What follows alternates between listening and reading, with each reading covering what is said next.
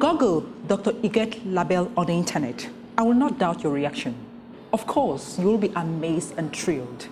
Dr. Huguette Labelle is many things some men are yet to achieve. She's the president of the board of directors of Transparency International. She's also the president of the Canadian International Development Agency. Dr. Huguette Labelle puts on the casket of the Chancellor of the University of Ottawa. I'm sorry, I cannot go any further because the list is quite long.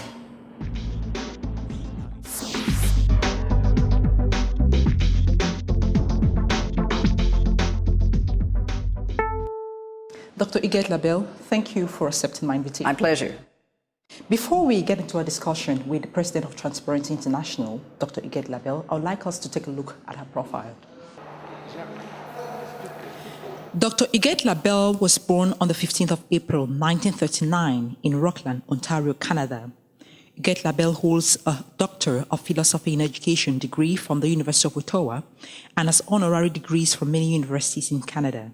She's a companion of the Order of Canada. She has received the Vanier Medal of the Institute of Public Administration of Canada, the Outstanding Achievement Award of the Public Service of Canada, the McGill University Management Achievement Award, and the Francophonie Order de la Plaide.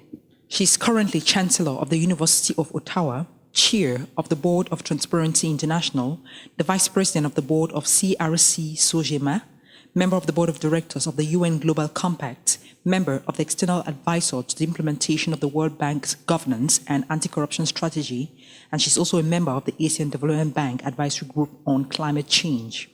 Dr. Labelle is a member of the External Advisory Council of the Waterloo Global Science Initiative, member of the Advisory Council of COADY International Institute. She chairs E8 Scholarship Section Committee and sits on the World Health Organization Migration Technical Working Group. She is also providing advisory services to national and international institutions. Dr. Huguette Labelle was the president of the Canadian International Development Agency from 1993 to 1999, deputy head of the Millennium Bureau of Canada in 1998, deputy minister of Transport Canada from 1990 to 1993, chair of the Public Service Commission of Canada 1985 to 1990, associate secretary to the cabinet and deputy clerk of the Privy Council in 1985, and under Secretary of State in the Department of the Secretary of State from 1980 to 1985. From 1973 to 1980, she held senior executive positions in India, Northern Affairs Canada, and in Health and Welfare Canada. Before joining the Canadian government, she held management positions in health science education and in nursing education. Between 1974 and 1976, she acted as consultant to the government of Haiti and Cuba on healthcare planning and on health sciences education.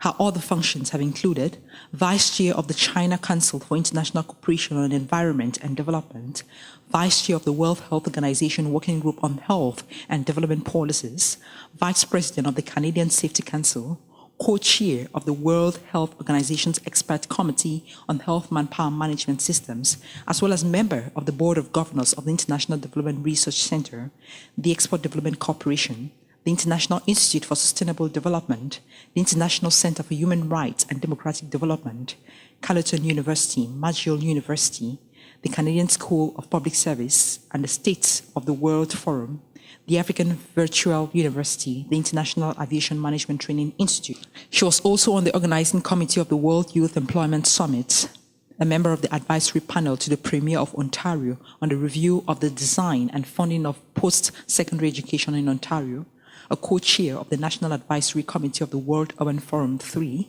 chair of the Asian Development Bank, ADF, negotiations, and chair of the advisory panel of the core program of the Greater Mekong Sub-Region, and co-chair of the Task Force on China's Environment and Development.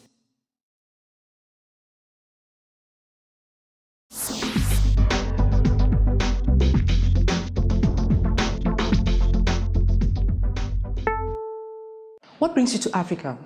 Cameroon specifically. Yes, well, I'm chairman of the board of Transparency International, which is an organization where we have chapters in close to 100 countries, and we are headquartered in Berlin.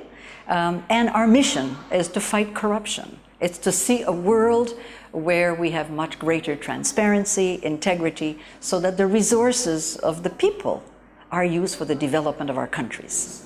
You were elected president of Transparency International on the 9th of April 2008. Was that an easy win for you, given your impressive credentials? Well, because of what I've always been involved in governance in my own country as a deputy minister. And when I was president of Canadian CEDA, I was involved in well over 100 countries around the world. And I saw in all our countries the devastation that corruption can do. It prevents foreign investments. It really takes away the resources of our countries and parks them in fiscal havens or the like. And so when I was approached to be a candidate for the board, I did not hesitate.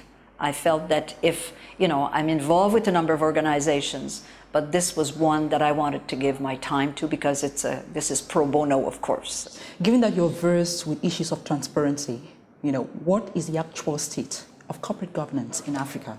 Well, I think that what is happening in Africa, as in a number of other countries, is that very often we have the laws, we have the regulations, we have the institutions, like the Auditor General, the Controller General, the Anti-Corruption Commission, and so on.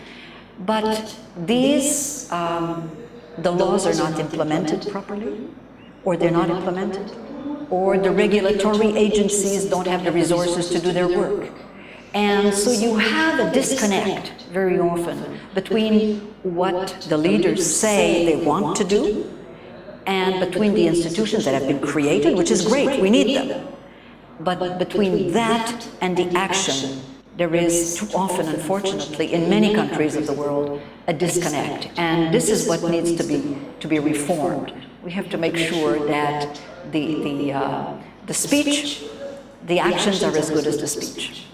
Reading through the book on board members' corporate governance handbook, authored by Dr. Cosmas Checker, you get the clear, impression that there's some kind of misunderstanding in the way to deal with issues of corruption in both the public and private sector.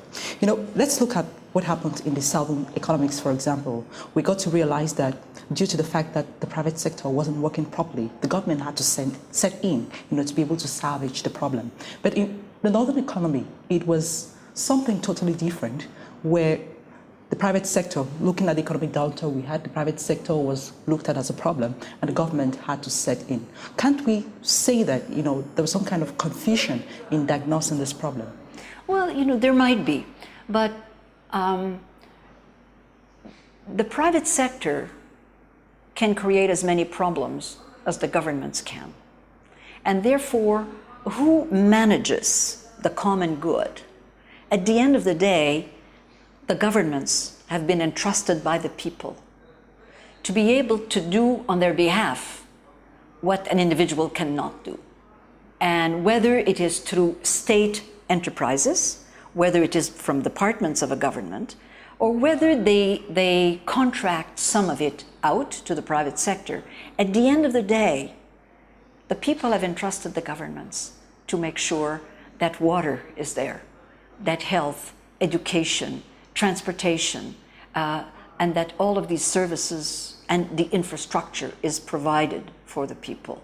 So I think that this is why the good governance of our institutions is so important, to make sure that when the people entrust us, give us the confidence to say, you can manage our natural resources, you can manage my taxes, so that I'm in a country that is developing well.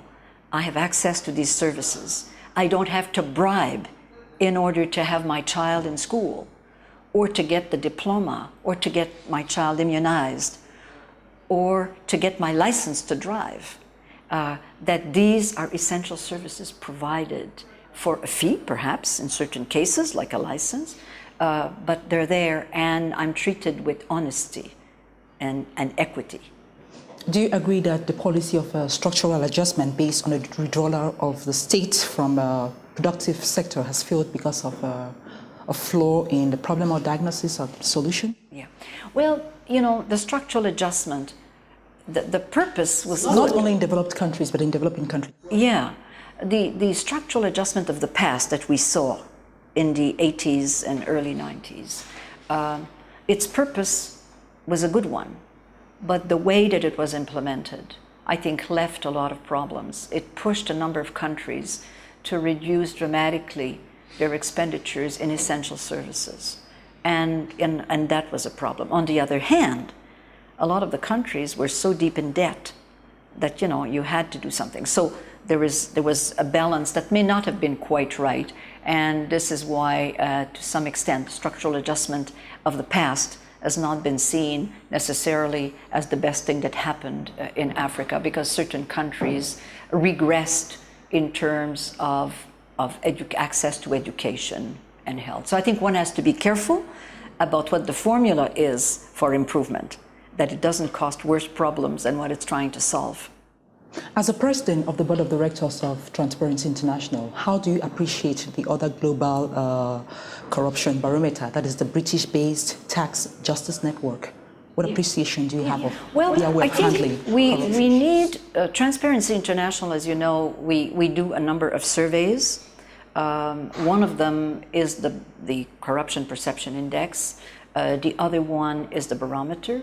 On the Corruption Perception Index, sometimes people say, oh, well, it's just the perception, and therefore we should not worry about it. But when we compare our Corruption Perception Index with just about any other index, the countries rank at about the same place. So that, those that are at the bottom of our perception index are at the bottom of other studies that have been done that deal not only with perception, but with actual things that are happening. Would I be right to say that there is some kind of heated competition between Transparency International and the British-based Tax Justice Network? I think that we need these organizations. And for example, Publish What You Pay, which is a different one as well as this one, I think is very good, because it pushes countries to really track the money from the day that it is budgeted until it is disbursed, and then to make sure that if there is a budget for health clinics, for immunization, that you start with the budget that's been allocated and you track it all the way down, right to the front line, to make sure that the people are getting the services. And when you do that, you get a lot of surprises. That's where you're able to find where is the money leaking out and not reaching the people. So to your question about these other organizations, I think that we welcome to have these other kinds of organizations that deal with specific aspects of what we are dealing with in a more general way. Do you get to work with them sometimes? Pardon? Do you get to work? Oh, yes. We use, first of all, their data. Okay. They use ours.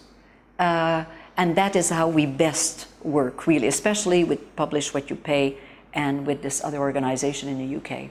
Many countries that top the Transparency International Perception Corruption Index as squeaky clean and free of corruption are rated by the TJN as worst for lack of transparency and accountability of a financial system for both the public and the private sector.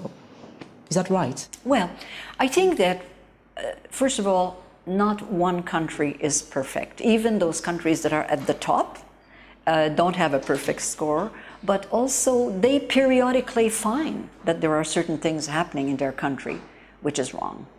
But the difference, I think, with some of these countries is that they have a justice system which is totally independent, which functions well, which is highly professional, and so that the people of the country do not feel that their justice system is politicized, that the justice is there to protect the people.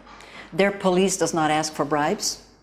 That's on one side. They have the laws, they have the regulations, and they normally have the institutions that are properly resourced and independent to implement the regulations, to oversee those regulations.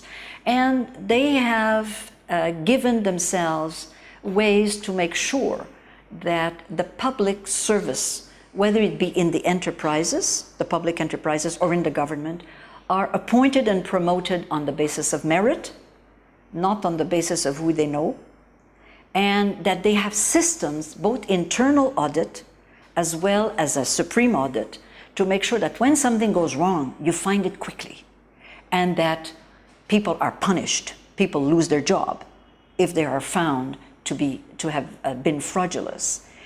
And on the other hand, that people are rewarded for good behavior. You know, with all what you've mentioned about the right system being put in place, do European countries score badly in corruption rankings? Do we? European countries, do they score badly in corruption rankings? Yes. Well, the Western European countries are doing generally well. They're in the top 20% on 180 or so countries. Central and Eastern Europe countries, some of them are not doing well, are still quite low in our ranking. Central Asia, and some of them are part of Europe, are also relatively low in our ranking. But I think at the end of the day, our surveys are more to make sure that people do not forget the importance of corruption. And the rest of what we do is even much more important. That is, to try to work with governments, with the private sector, with the academic sector, so that we are able to suggest some constructive solutions to what a country can do, to what a government can do, to what a state enterprise can do, to make a difference, to deal with the problems that they have. And to me, this is where we can hopefully help through our chapters. We have one in Cameroon, and in over, as I mentioned before, close to 100 countries, and directly try to make sure, for example, if I use the whole area of contracting, we've assessed that there's about 4 trillion worth of contracting around the world by governments each year. That is huge. So that if you lose, and there's money lost there through corruption, if you lose 10 to 20%, you can imagine what that could do to immunize all the children of the world, to ensure that all the people have access to essential services, that they're properly educated and therefore able to look after themselves and to contribute to their countries. So if you just look at that aspect, and we've developed a number of tools to make sure that contracting is done with probity, with transparency, and that money is not lost, therefore. Dr. Huguette, you were in Bali, Indonesia, when some 140 member states of the United Nations Convention Against Corruption met, and at the conference, governments were lobbied to take concrete actions, not just, use the normal mechanism, but return stolen assets by corrupt leaders, stashed abroad. Have these results fallen short of the progress of civil society organizations? Absolutely. Well, we, as you know, would be great proponents. We worked and pushed very hard for the UN Convention Against Corruption, first of all, to happen, and then to be ratified. We've got over 140 countries now that have ratified it. But then we also pressed to make sure that there is a good peer review, so that of whether the countries are enacting what they need to do, are doing what they need to do to be in keeping with the convention. And that civil society, private sector be involved in the review for each country. And that was not easy to reach. Some countries said, we will just report on what we do ourselves. We don't need anybody to come and validate whether we're doing what we're saying. Okay. But coming back to your point about returning of assets, the IMF estimates that there's well over $1 trillion of money circulating around the globe each year in money being laundered. Laundered because... From which countries most especially? Africa? Well, not just Africa. A greater part of it from Africa? Not just Africa. We find that, first of all, there are people in countries of the West that use fiscal havens in order to not have to pay taxes in their country, to hide some of their money. So, you know, we have other situations where drug dealers, arms dealers are using this in order to hide money, to launder the money from selling of drugs and arms. So it's a very dangerous situation to have money laundering and to be able to park your money and hide it somewhere else once you've stolen it from your country, because it is stealing from your country. So I think the return of assets is very important. That's why we're pushing for cooperation between countries, so that when there is an investigation taking place, because there is doubt or there is enough information that a leader in a country, a minister, or a head of a state corporation or somebody else has taken money out for their own purpose, that you need to find that money, and therefore you need the cooperation of the other countries where the money is parked and of those banks, so that you're able to complete the investigation and return the assets to the people of the countries. And the World Bank and the UN have created what we call STAR, and the reason why the UN Convention is so important is that this is where you have provisions that countries have to enact and put in place in order to cooperate and help to return, to find, first of all, the money that would have been taken out of the country, and to return it to the countries where it belongs. And during that conference where you represented Transparency International, you promised that you were going to make sure that the United Nations Convention Against Corruption stays top on the agenda of both national and international governments. Absolutely. How has that been effective? Well, you know, first of all, we have the convention. That's already number one. Second, together, we've been able, with a number of country governments, have been able to ensure that there is a review mechanism in place, and that happened in Doha just this past fall. Okay. And that the reports of these reviews be made public, so that the people of the countries are able to hold accountable their governments for what they ratified, for what they said they would do, and that they continue to put pressure on the governments to make sure that they complete the work that they need to do in order to be in full keeping with the UN Convention. So in that sense, we have been successful until now. Now the big work starts. And the big work is for each country to make sure that they do implement what they need to implement to comply with what they have ratified. And that's where I say it's like a law. Once you've got the law, you're only starting.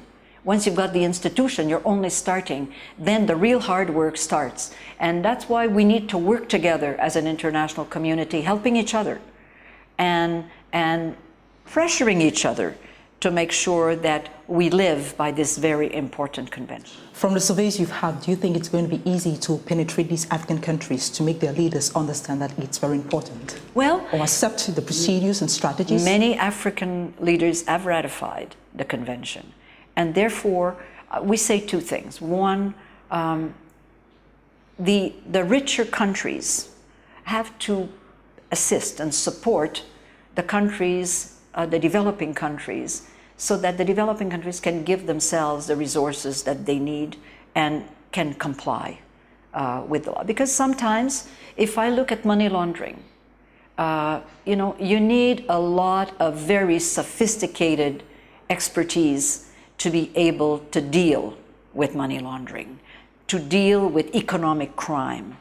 And this is where those countries that have been able to give themselves what they need to do it should support and help those countries who have not that already, so that they can develop their own capacity and help them in between and support them. And I know that the government of France, for example, has been helping some of the Francophone countries in Africa to help and to develop the capacity to be able to deal with money laundering and restitution. So, you need those sorts of cooperation to take place so that the countries around the world all are able to give themselves what they need in order to. Now, that's one aspect. The other aspect is the political will and the leadership. And if that is not there, it's going to be very difficult for anything to happen. And that's why we need all of our countries to have very strong political will, commitment, and not just to ratify, but to make it happen. Dr. Huguette, let's come back to Transparency International, where you are the president of the board of directors.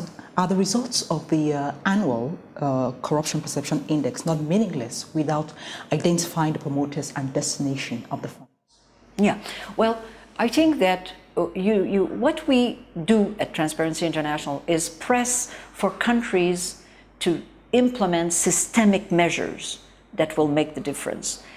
We do not. Is that a limit? We do not, as a rule, try to investigate or prosecute because there are other institutions who can do that. Don't you feel that with that your task is not kind of completed in the sense that you've not accompanied the country in retrieving the funds? You've published the results. What else is? Yeah, of course. No, of course it's not. And that's why I was saying to publish the results is one thing. That will only keep the issue on the agenda. It will only press countries and give ammunition to the people, to the press, to the civil society, to be able to go to their leaders and say, listen, we have a long way to go and we need to continue. But that's only the beginning. I think it's the other things that we've done. I was talking about contracting and how that and construction, engineering, contracting are most vulnerable to corruption. And we've developed a tool that we called Integrity Pacts, where there is an agreement, a written agreement between those who will bid on a contract and the entity which wants the contract to happen, to have a pact of integrity, of transparency, and that there are provisions in that agreement that if anyone either tries to offer a bribe or asks that those who would offer are disqualified and even have to pay a fee. And if it comes from the government who has a request for proposal, that there is a disqualification and you have to start over again, that the contract is, or the bidding is annulled and you have to start over again. So it's quite an interesting, I mean, there's much more to it than what I'm saying now, but the development of these tools, we've developed, for example, business principles for private enterprises to be able to live by what they say also that they must. And that these business principles help to create their codes of ethics, help to train their staff. And we work with different sectors, forestry in Asia, for example, construction and engineering, defense, which are all big problem areas for corruption, so that the leaders of those industries who are ready to say zero to corruption, zero tolerance, come together and work with us, and then to see what it is they can learn from each other, what they can do in their enterprises, in their subcontractors, in their supply line, to prevent corruption and deal with it when it happens. What kind of measures they give themselves, what kind of training, what kind of incentives, what kind of punishment that they provide within their organization to have much higher integrity. And starting from the board of directors right to the frontline staff. So these are some of the things that we do to try to give effect to the kinds of measures that you need to have. Dr. Huguette Labelle, thank you. Just right after the break, we are going to have the launching of the Corporate Governance Forum, which was opened by Minister Itame Masoma, and of course, we'll get reactions from Cameroonians who were present during the seminar.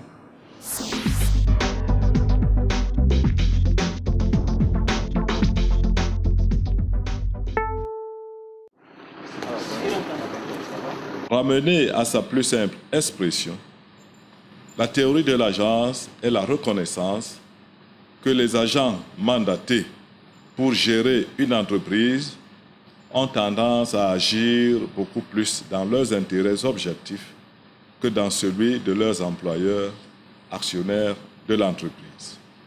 En principe, Le modèle de l'agence présume qu'aucun agent n'est digne de confiance quand il peut s'enrichir au détriment du propriétaire. Il le fait sans état d'âme. C'est d'ailleurs la volonté des propriétaires de contrôler les actes et actions de leurs agents qui est à l'origine de l'audit et de l'institution des états financiers, mécanismes à travers lesquels les propriétaires pouvaient parvenir à aplanir la symétrie d'information entre les dirigeants de leurs entreprises et eux. Mais la suspicion a baissé d'un cran pendant des décennies avec la possibilité offerte aux propriétaires d'être en même temps dirigeants de leurs entreprises d'une part et d'autre part avec la confiance accordée aux firmes d'audit en tant qu'organes constituant les yeux et les oreilles des actionnaires au sein de l'entreprise. Malheureusement, l'absence de délimitation précise de la nature des rapports entre dirigeants et auditeurs et la faiblesse des audits internes des entreprises a entraîné la chute de certaines grandes entreprises multinationales à la manière d'un château de cartes aéronautico international par exemple. Les propriétaires de ces entreprises avaient peut-être oublié qu'aucune entreprise n'est trop grande pour échouer, même avec la garantie de l'État, pour ce qui est des entreprises publiques bien sûr. Surtout si les dirigeants reçoivent carte blanche dans la gestion quotidienne des entités qui leur sont confiées. I was trying to get that from the speech of the minister when he was making his speech. I think the government has, I don't want to say failed, but has not met up with its obligations. It was for a government that started with rigor and moralization in 1982. And we are where we are today, then something went wrong along the line. That's what I was saying. Well, we were not alert. The government was not alert, but the citizens too. The civil society groups had a lot to play in this aspect. So, you know, it's not only the government, but I think the citizens too had a bigger role to play in putting pressure on the government. Well, I'm glad that the minister was able to admit publicly what we have been saying all along. Enterprises fail because of selfishness, because of a big appetite and things like that. I think that was coming out clear. Now, when you have state enterprises in which general managers are left into their own, whatever they want to do, they do it, the odds are that it would fail because they would have stolen all the money from it. Now, the minister quite wisely pointed out the fact that you can build an enterprise as long as there is no internal control, it cannot work. And that is where in Cameroon we are failing. We don't have internal control of the enterprises. We have what we call a board of directors and then a very strong general manager, and as long as he can dole out the money for sitting fees, everybody's okay. And they don't mind until one day the enterprise is finished, it's broken down. That's okay.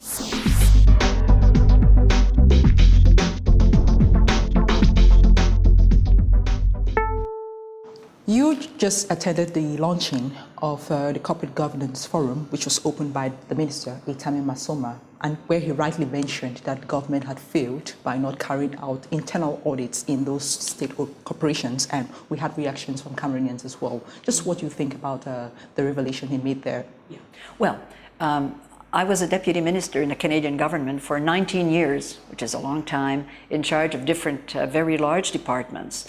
And I always saw internal audit as my insurance policy and worked with my colleagues who were mid-level managers and senior managers and say, first of all, of course, we will have internal audits of various programs on a regular basis.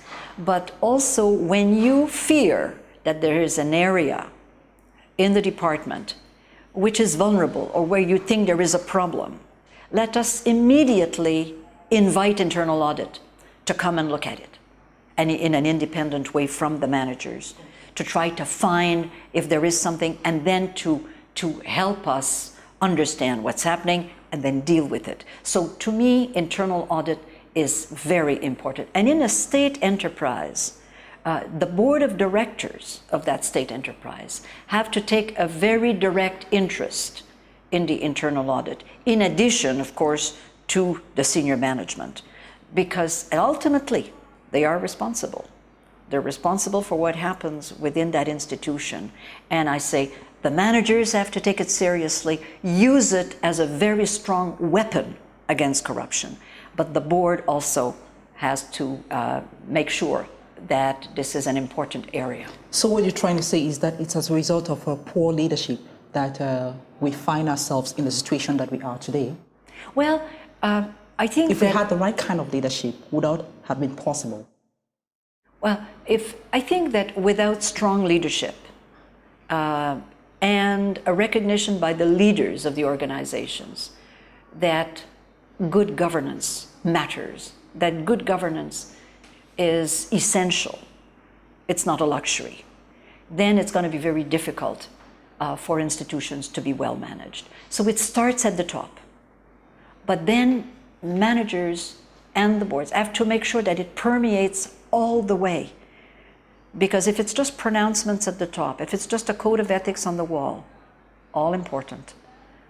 But then you have to make sure that every level within the organization, right to the front line, understand what it means to deliver quality service with probity, with honesty, and to make sure that there is no impunity, that nobody can be corrupt within an organization and stay there for more than a few hours. Looking at the contents of the book on board members' corporate governance handbook, don't you think that that's the basic for any government to be able to understand?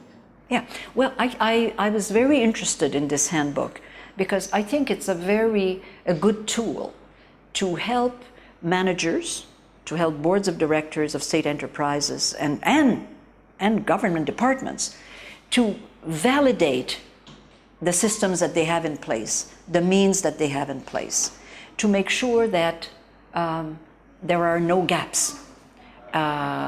And if they have not these things in place, then to help them make sure that they repair that and they give themselves the tools that are needed, the instruments that are needed to have transparency and integrity in their organization. So I think it's a very good tool. Doctor, let's look at Cameroon. What is the solution for Cameroon? Well, first of all, let me say that I'm not an expert on any country, and therefore I always hesitate to comment. But I think that the Cameroon, because of its natural resources, because of its people, has a tremendous potential. And I think that the leaders, in a sense, are lucky to have a country which has those resources. Then it's a question of how do you make sure that these are best exploited, used for the benefit of all. And so I think that Cameroon starts at a very good, and the Cameroon has a number of institutions. It has a number of laws. I would hope that they would institute a law on access to information, on protection of whistleblowers, on ensuring that the leaders are able to divulge what they own on a regular basis, so that the people know that their leaders are living by their salaries, by their income, not by anything else. So I think these are areas that would be important for the government and parliament to complete, let's say, what they already have started a long time ago in terms of the legislative framework. But I think then the question always becomes, as in any other country, let's make sure that our actions are in keeping with our statements, with the direction that we want to take, and with the laws that we have. Doctor, Cameroon has an anti-embezzlement sledgehammer, locally referred to as the Operation Sparrowhawk, yes, that was ignited by the head of state to bring scrutiny into the public sector. What do you think about that initiative? Well, again, With many government I am ministers not an expert in the initiative, but I think that these kinds of initiatives are very important. And what's essential is, again, I go back to an earlier point that I made, which is that the investigators, the investigative capacity of the state, as well as its justice system, be completely independent from the executive, and that the people are able to see that these are independent. So when you have such a project, which is very important for any country, then that the people feel that it's totally legitimate. So I think that this comes together, but I think these kinds of what I'm calling cleanup operations are very important. Would it be right for maybe the president of a country be consulted before charges are brought or arrests are made? Well, I think that you have many countries around the world where this is still the case, both in Western countries and I think at the end of the day, it is very important that investigative units of the institution of governance be independent from the executive. Because otherwise there's always a danger of politicization. And I think a number of countries are relooking at this around the world. Not necessarily easy to find the best solutions, but there are many countries around the world where the Attorney General or the equivalent of the Attorney General or the Minister of Justice are part of the cabinet, are part of the executive in the sense. So they have a double role. They have a role of being part of the executive, and they have the role of being the Attorney General of the people, in a sense, of the country. And so that these two responsibilities under the same, with the same person can create tensions. So I think that it's important for every country to make sure that these tensions are minimized, or if possible, do not exist. Generally, how do you deal with government officials that are involved in corruption scandals? How do you deal with them? How do you deal with the case? Yeah, I think that no public servant should be free from the laws of the country, from the regulations of the countries, and no public servant should be complicit to fraud, because that's what we're talking about. In one way or other, we're talking about stealing the resources of the people of the country. And I think that very often the people who pay bribes do so because they feel they have no other means of recourse in order to get their children to get their diploma, in order to get access to higher education, or access to health services, or to get their equipment out of customs. But we say you have more power as a citizen than you realize very often. And that if you accept to pay that bribe, you become complicit. And you say to the communities, work together. Try to arrange to get committees of parents to work with the school, to work with the health clinic, to make sure that you're able to discuss these issues and find a way to get rid of them, to get rid of what might be happening. Because as a sole citizen, it is hard to fight corruption. But as a group of citizens, you can do it. Dr. Huguette Labelle, if you had to advise the President of Cameroon on dealing with this corruption issue, what would be the one idea? Well, I would say, Mr. President, in a few years from now, when you look back at your legacy, in terms of what you've accomplished for your country, if you've been successful in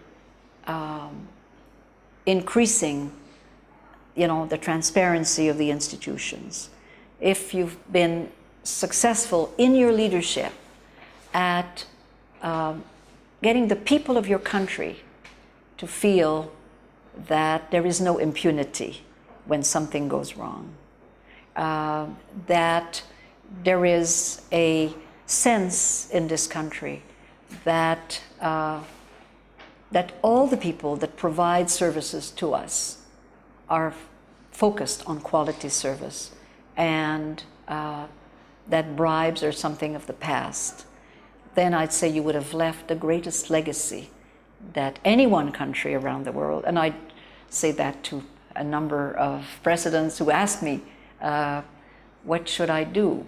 And again, I go back, make sure that your justice system, that your oversight institutions are independent, are properly resourced.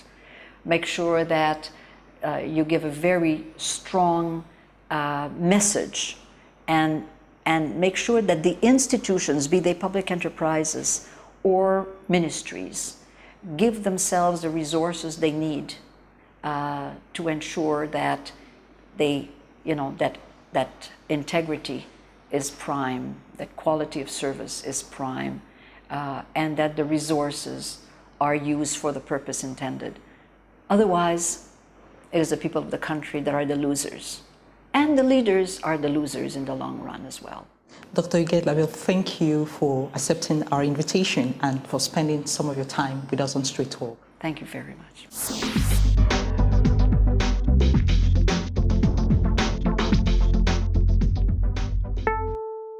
Thank you for watching. That is the package we had for Straight Talk today. You get to realize that the issue of corruption is not only affecting Cameroon, but other African countries and developed worlds as well. We hope that the efforts of the civil society organizations, just like Transparency International and the TJN, that is a Tax Justice Network, will all come to a fruitful end. Thank you for watching once again. Thank you for being a part of this program. And join us next week for another more interesting edition of the program. Goodbye.